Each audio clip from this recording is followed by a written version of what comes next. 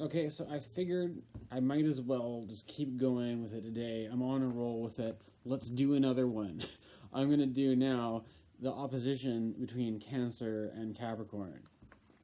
So, some of the stuff we went over in the other video, I think it's important to go back to the primary quality of an opposition is that it's of the nature of Saturn.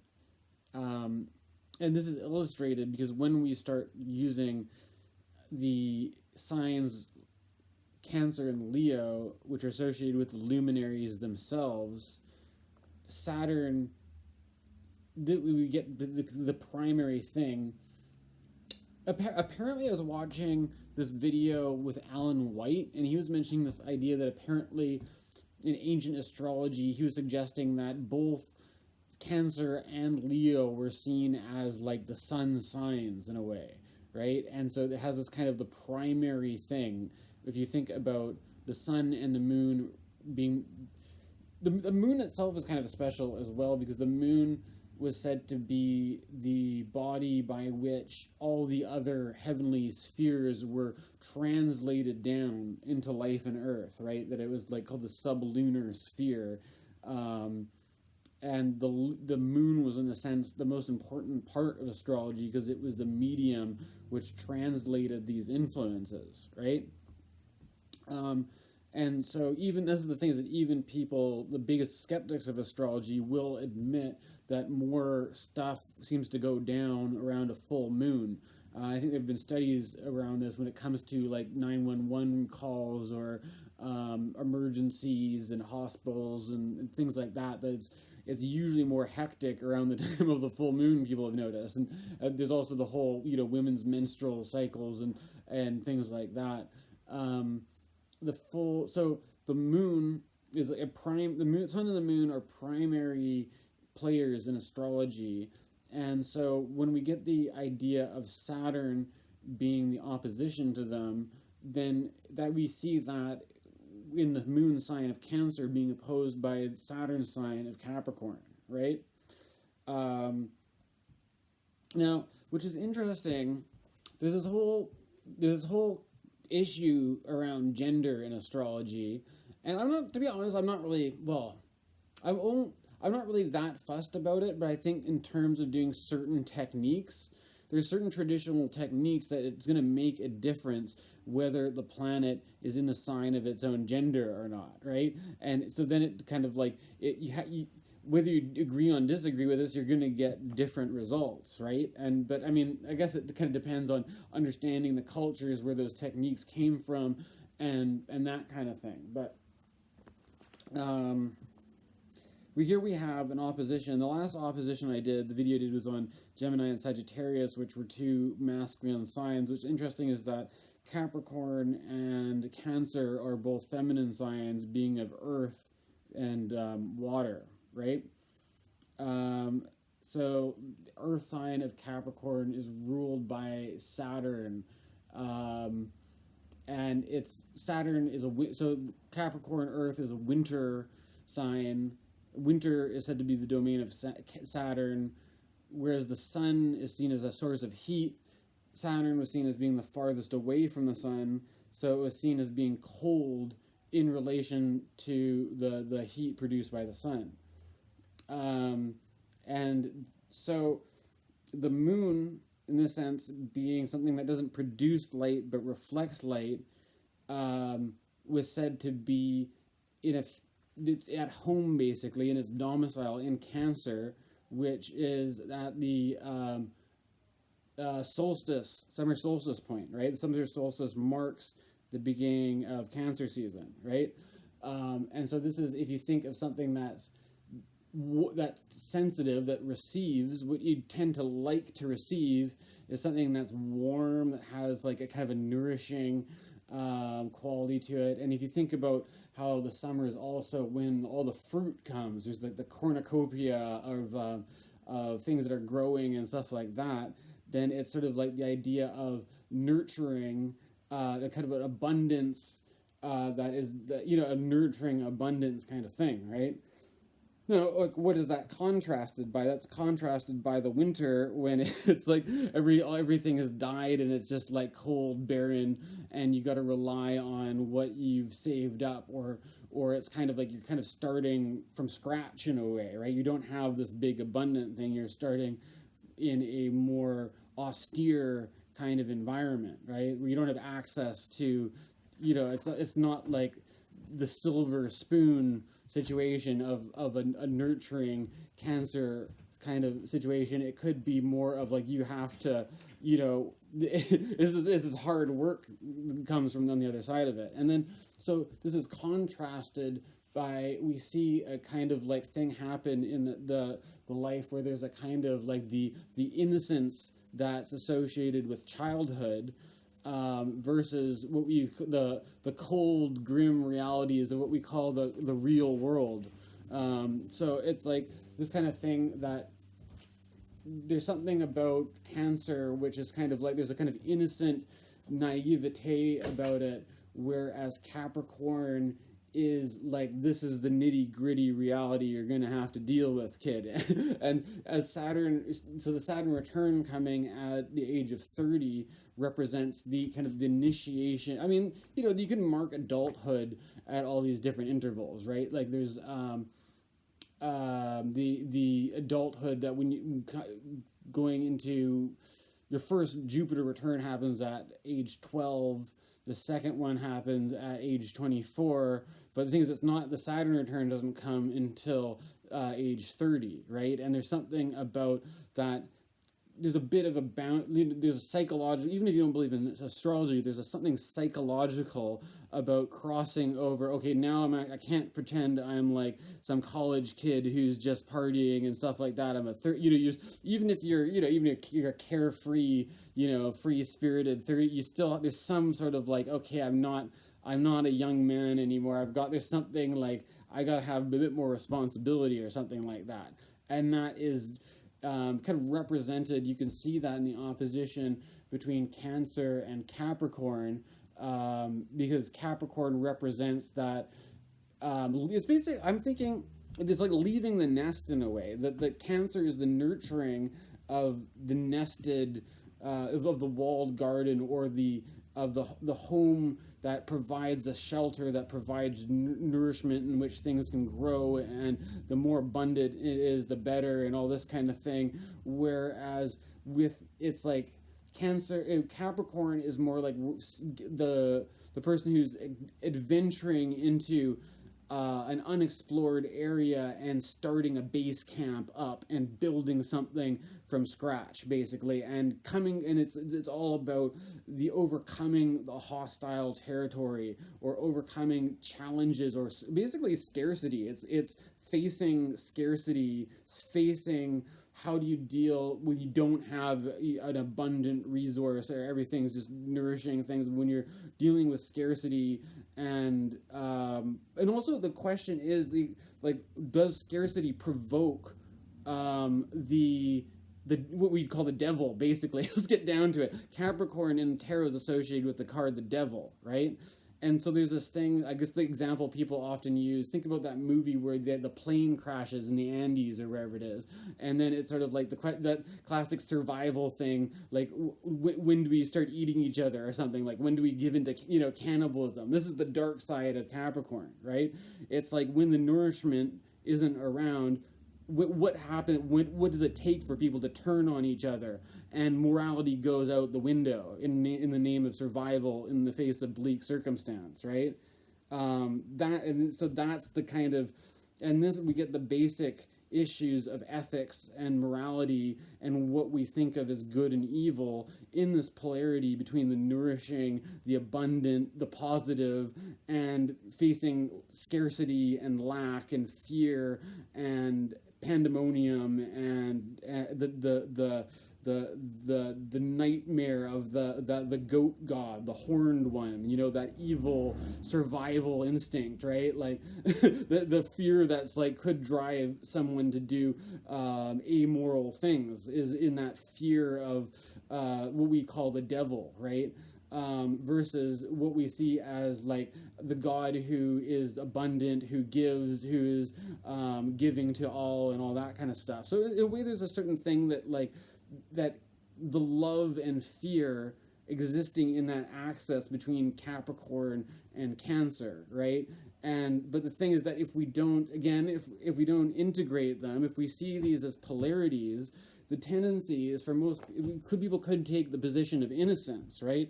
That like, and you might see, you know, people who are the more they presenting themselves in their character as being like soft and being like either very mothering or being very childlike or baby-like, and they don't really seem to like incorporate into their personality and appreciation that there's like more difficult stuff out there and like more gritty realities you have to deal with. They're kind of like either in, but they're kind of in their own little like nest world. They're kind of like, you know, in their own kind of blissful ignorance of what some of the darker problems could be out there, right?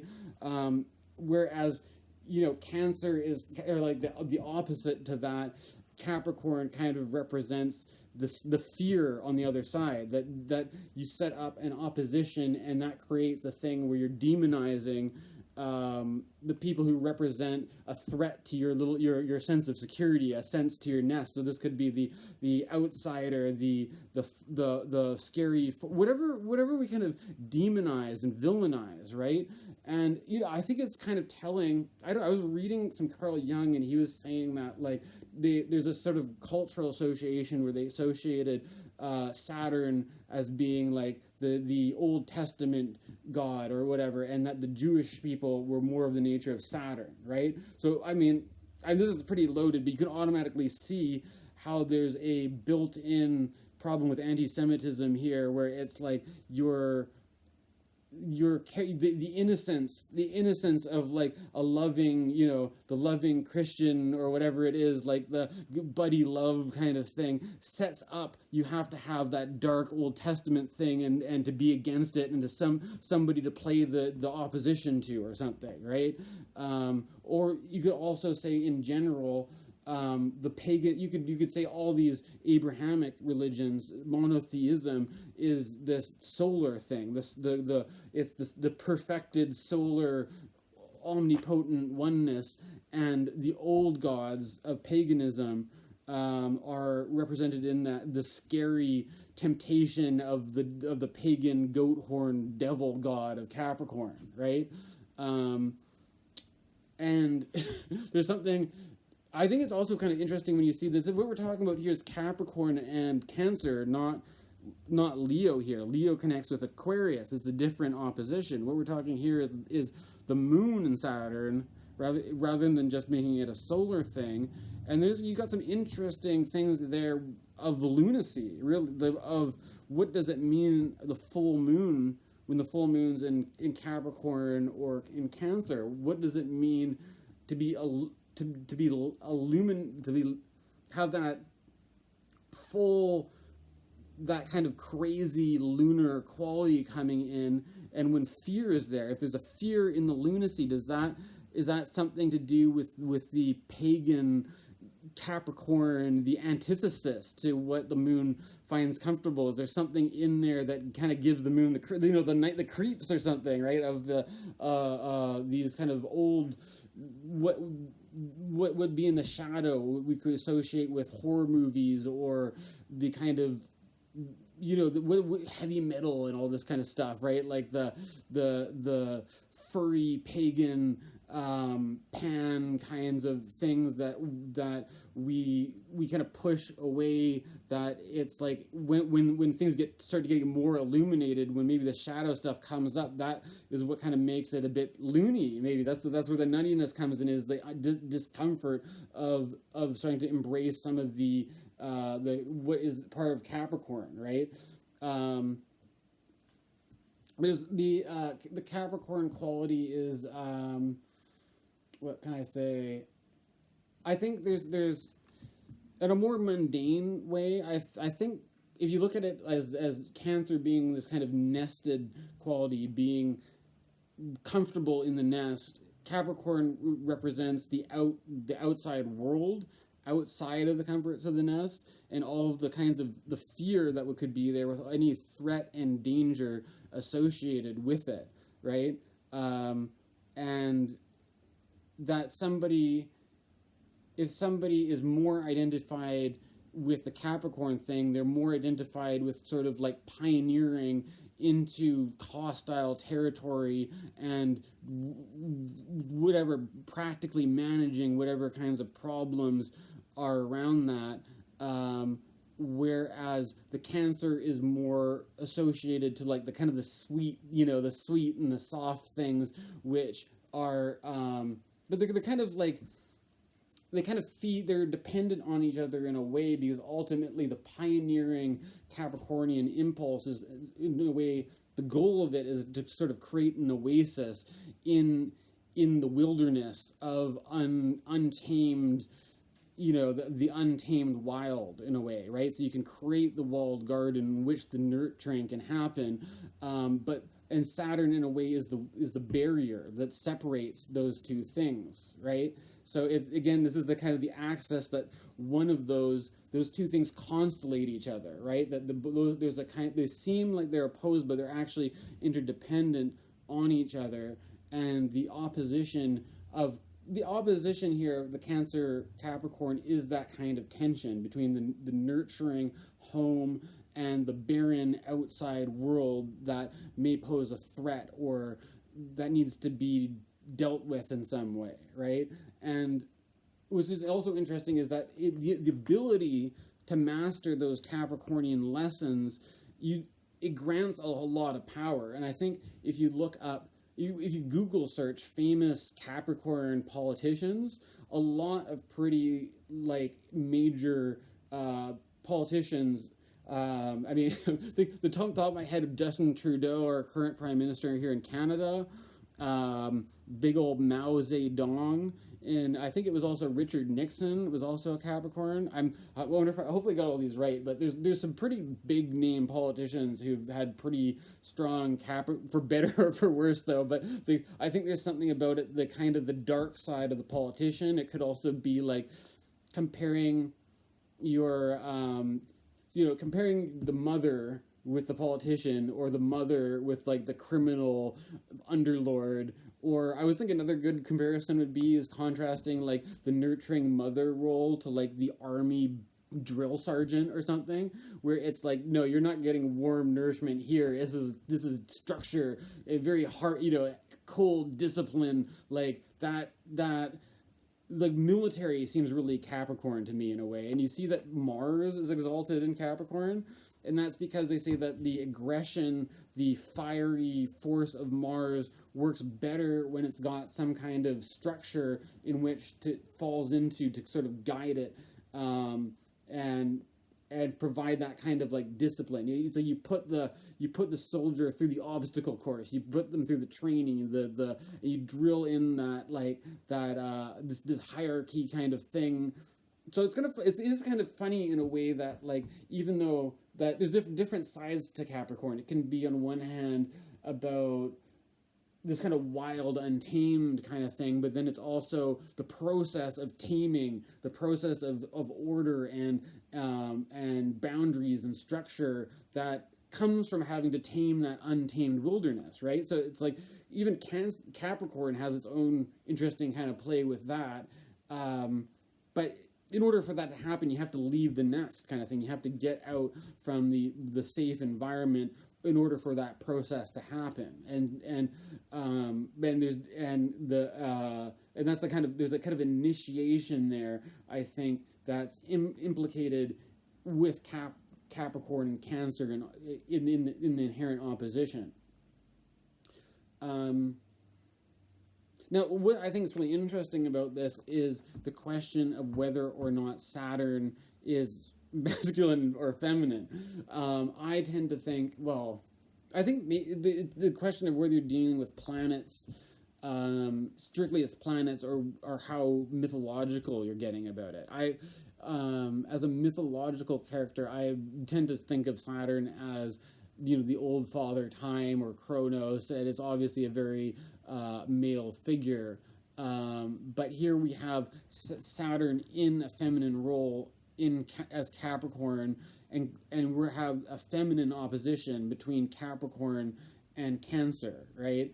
And that's basically from the earthiness, which has to do with the it's like that. It's in this sense, it's really kind of like the Mother Earth of the territory, the terrain, right? Like the how we're working with the territory we find ourselves in, and the adapting to, like, we might have to adapt ourselves to a terrain that we can't adapt to meet our needs, kind of thing. And so there might be a kind of like it's practical. It's less it's more, it's just down to earth. How do you practically deal with the facts of the situation, right?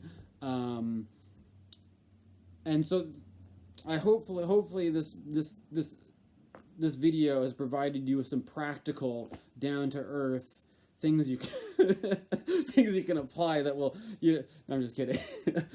But so here's one for Cancer Capricorn opposition. Hope you got somebody gets something out of this one.